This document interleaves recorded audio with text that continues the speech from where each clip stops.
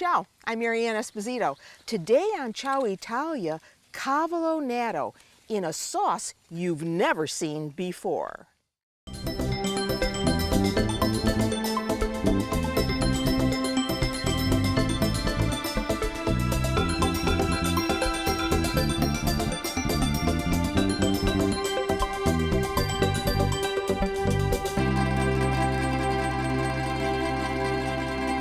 What I love about my garden is that I have tremendous choices after all that work of planting. And here we have something that is just pure joy. This is something called cavolo natto, and that translates to black cabbage because you see how dark green these leaves are. And look at how sturdy they are. Very beautiful, quilty almost looking. Now in Tuscany, this vegetable is really revered, and they use it to make a beautiful soup called ribollita. You've seen me make that. They also use it to mix with other vegetables. They use it as a side dish. But today, I'm going to use it to make a fabulous sauce. And then along with the cavolo natto in the garden, look at this gorgeous crop of Swiss chard.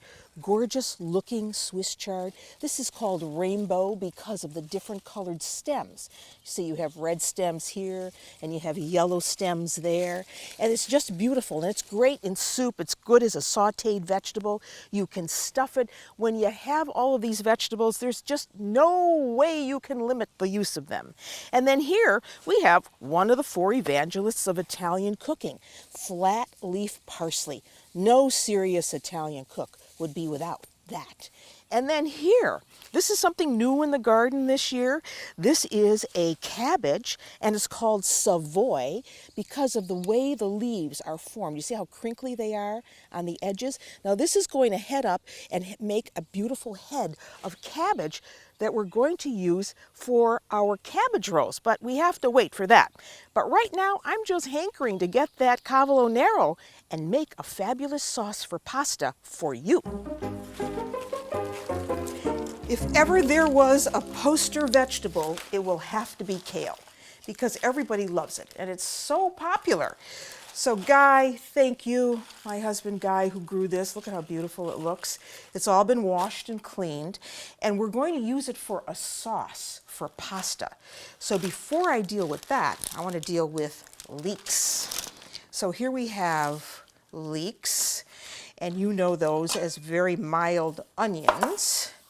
So we only want to use really the white part up to about where the green is a light green. So you want to take that rest of the leaves off. They're really too tough to do anything else with, but you could put them in your compost. So I'm going to leave them there, bring them up to Guy later on because he'll use them in the garden again. And then leeks can be notoriously dirty, but you see these are very clean. Oops, no they're not. So we're going to have to wash those at the tip there. I want to make sure we're not eating any dirt. So let me clean those out for you. That. You really want to rinse them well. If you see any kind of sand in there, you really want to get that out. So now we have our leeks. We want to dry them off because we're going to be putting these in some olive oil. So if you have to wash them, make sure you dry them really well. And then I'm just going to cut them down the center again, because this is going to be a leek and kale sauce. Leek and kale, which I know you're saying, well, is that a typical sauce found in Italy? And the answer is yes, it is, especially today with kale being, as I say, the poster vegetable for everybody, because it's loaded with vitamin C, vitamin K, potassium, fiber, you name it, this vegetable has it. So there are our leeks. Put them right in a bowl. That looks like a good hefty cup of leeks. And now we have a couple cloves of garlic. And you know, when I get kale out of the garden, one of the things I also like to do with it is to make the classic ribollita, which is Tuscan kale soup. It has a lot of vegetables with it. It's really a winter soup, but I mean, you can have it any time of the year, but it is a winter soup. And of course, kale being a member of the cabbage family, this would make the perfect kind of soup to have in the fall. So there's our garlic all set. Okay, so now what we need to do is cook the leeks, add the garlic, and cook that kale. So add about 1/4 cup of extra virgin olive oil to a saute pan, and when you start to see the oil shimmer, then you can add your leeks. So in they go. You don't want to burn them, so keep an eye on them. And let them soften. I'm going to give that a little bit of salt. And when they start to really wilt down, then that's when I'll add the garlic. But meanwhile, I can add the kale. We have a 1/2 pound, pretty much, of kale shredded. That's going to go into a big pot. I know you're saying, that seems like an awful lot of kale for a sauce, but believe me, that's all going to cook down. So push it down below the water level. And we want this to wilt. And the reason I shredded it is so it would cook faster. So we want that to wilt. So I'm going to put the cover on and bring that back to a boil. Now, back here, our leeks are nice and soft. We can add the garlic. Aglio in Italian. Aglio. Aglio e porri. Leeks are porri in Italian. All right, so we just let that cook down. And when the kale is ready, then we're going to take it out, add it to this pan, and then zap it.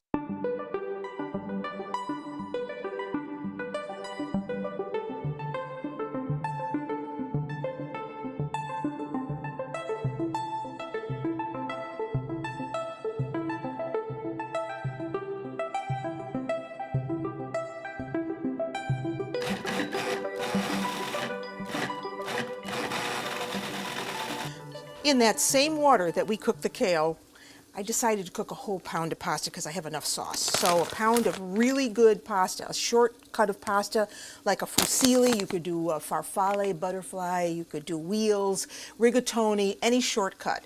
In it goes. And we want to give that a stir and bring that back to the boil. And while that pasta is cooking, we have to grate some cheese. For this recipe, I'm going to use Pecorino Romano cheese, DOP. DOP means Denominazione Origine Protetta. In other words, this cheese can only be made in certain areas of Italy. And it's a salty cheese, so you want to control the amount of salt you're going to use. So we just want to grate about 2/3 of a cup of this cheese, because we're going to add this at the end. So we're going to put that right in here. And then we're also going to need the grated zest of a lemon. This is just going to help bump up the flavor of that kale. So there's the zest of 1 lemon. Let's check the pasta. There's our sauce in the pan, and we want to take some of the water and add it right there. About 1/4 cup or so. That thins it out and also helps the pasta cling to the sauce. But I don't think this pasta is going to have any problem clinging to this sauce. So now, here's our pasta.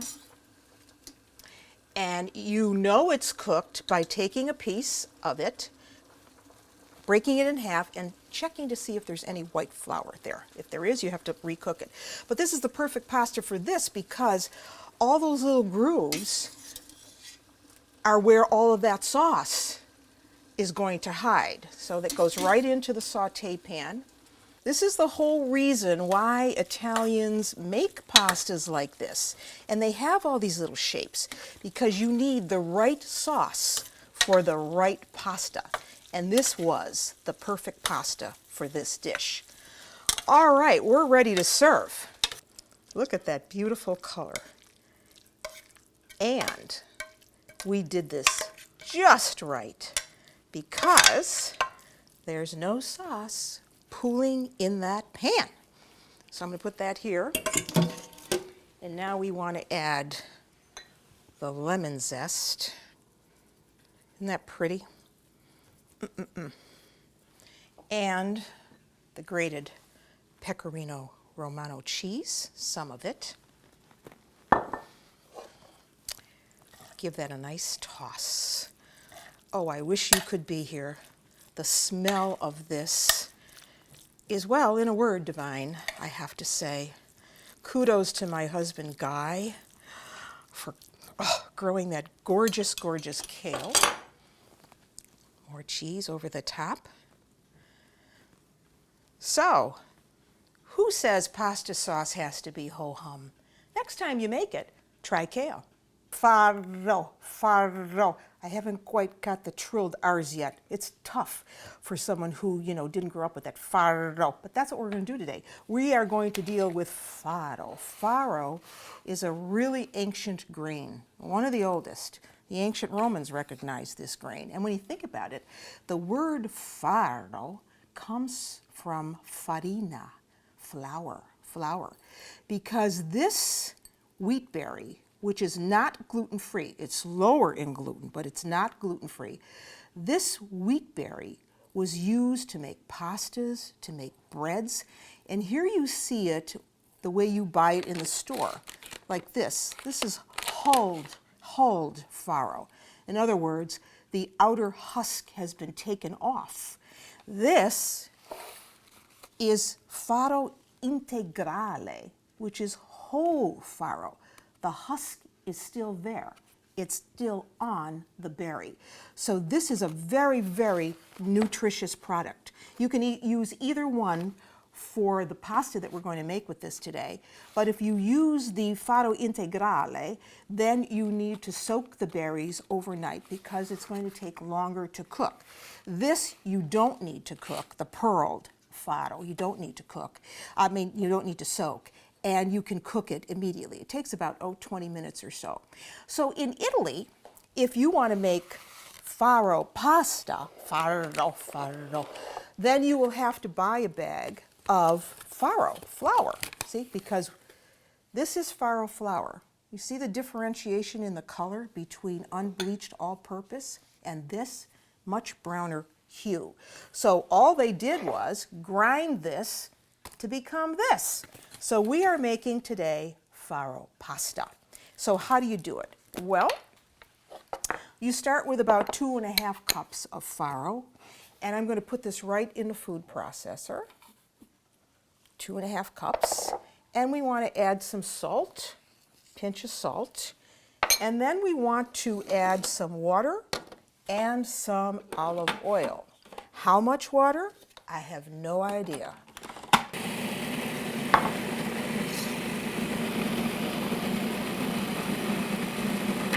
Okay, now we're going to take that out. I'm going to put just a little flour down on a board here. Take out that dough. And this is going to make a good pound of the farro pasta. You get it on a board, get it into a ball. You want to let this rest, about 30 minutes. While you're letting it rest, you're going to make the sauce for this. So we have a ball of dough. I'm going to let this rest so that when I come back to this, the gluten, what gluten is in here, has relaxed some, and then we'll be able to roll it out into fettuccine.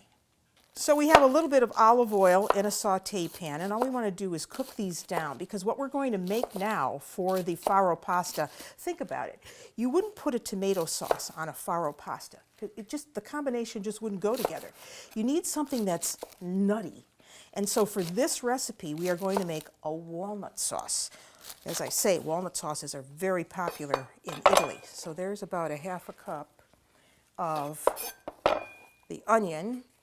I remember my mom always making walnut and parsley sauces for pasta. So for this farro pasta, this will be perfect. So there is our onions. And then with it, we're going to have some burrata cheese. This is burrata. This is a fresh cheese. It's what's known as a pasta filata cheese. And burrata means buttery, because this cheese, which comes from the south of Italy, Puglia in particular, is a mozzarella cheese that is formed, and then in the center are put shards of mozzarella, little pieces of mozzarella, and sometimes cream. And it makes it a very melty, creamy, delicious, fresh-eating cheese. But we're going to use it for the sauce. And then we have a little cream or milk if you want. Here are walnuts and some marjoram. So let's get the onions cooked down.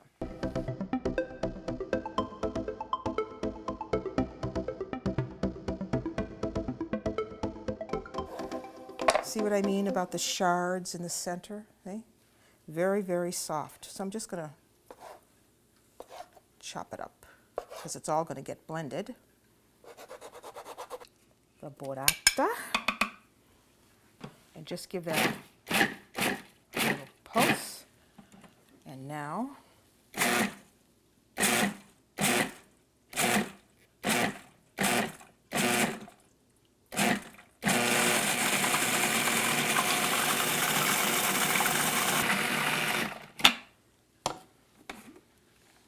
yes. Isn't that beautiful? And that's going to get walnuts, marjoram, and some grated Parmigiano Reggiano. So I'm going to put a little of the grated Parmigiano Reggiano in now and save some for later. So there's the grated Parmigiano. So here we have some marjoram. If you don't have marjoram, you could use oregano. So that goes in. We'll use some later on. We just mixed this up, this beautiful velvety cheese that took just minutes to make. And then we'll add the walnuts at the end after we cook the pasta. But now it's time to make that farro pasta. Here's our dough, all ready to go. So what are we going to do with this? Well, you have options. You could make spaghetti. You could make lasagna sheets. You could make fettuccine. You could make butterflies. You could make farfalle.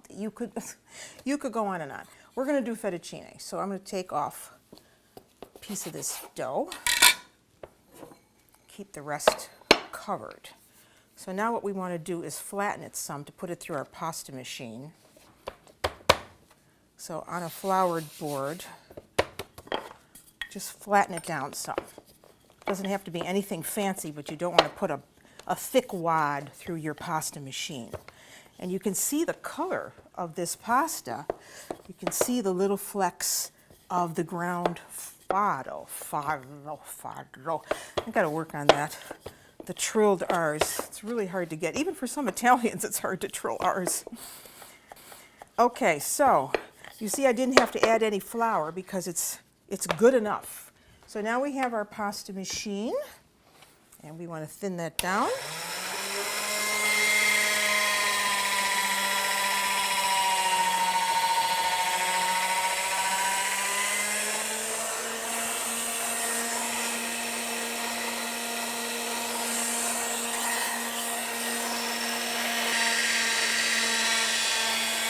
Just right.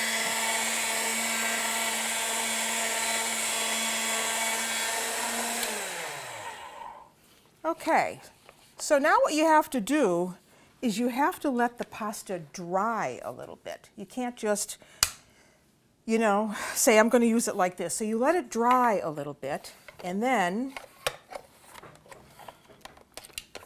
I'm going to simulate this for you. And then we want to put it into our cutter.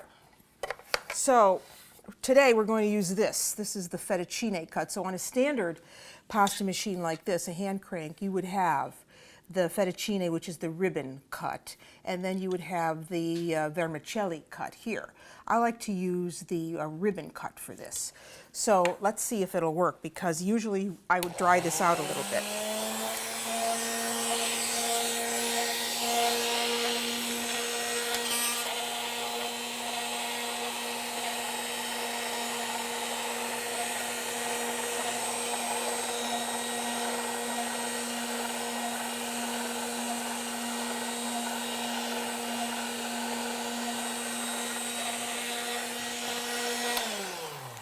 You see, it's not sticking to these strands. They're all shaking like a little grass skirt. That's what I always say.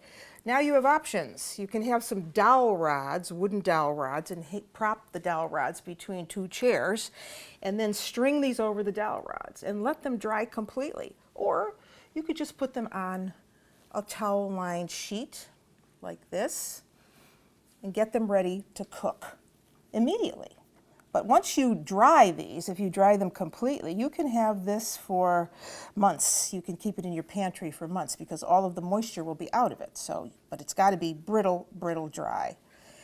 So you make a lot of this. This will make you at least a pound and a half. And now we're ready to cook. All right, we have water boiling. And we want to add some salt to the boiling water. And here is that beautiful farro pasta. Now, homemade pasta cooks in just a few minutes.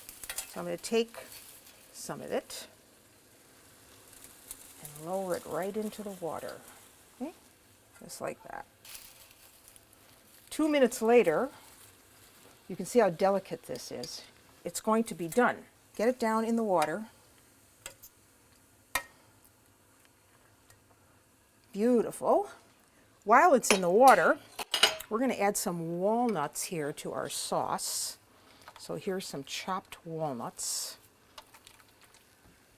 I'm just going to mix that around with the sauce. Remember, this is the burrata and the cream and the marjoram and the parmigiano-reggiano. This wasn't even in the water 2 minutes. And take it out. Put it right here. So wonderful. There's really nothing like homemade pasta. Yes, there are great imported Italian pastas. I'm not saying that they're not good, but there's just something about homemade pasta that is so special.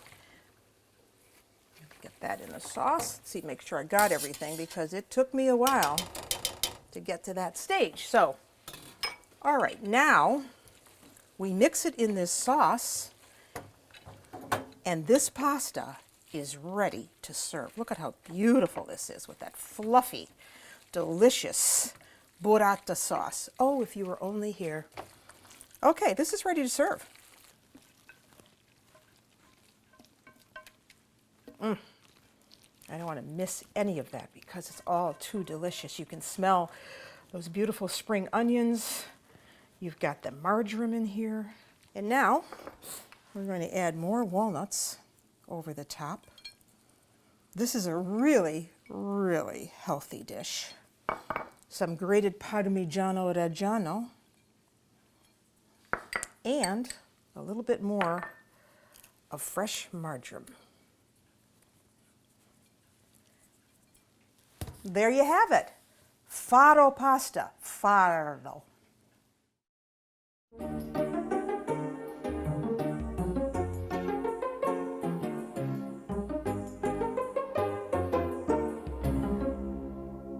Two pastas, one from a box and one homemade.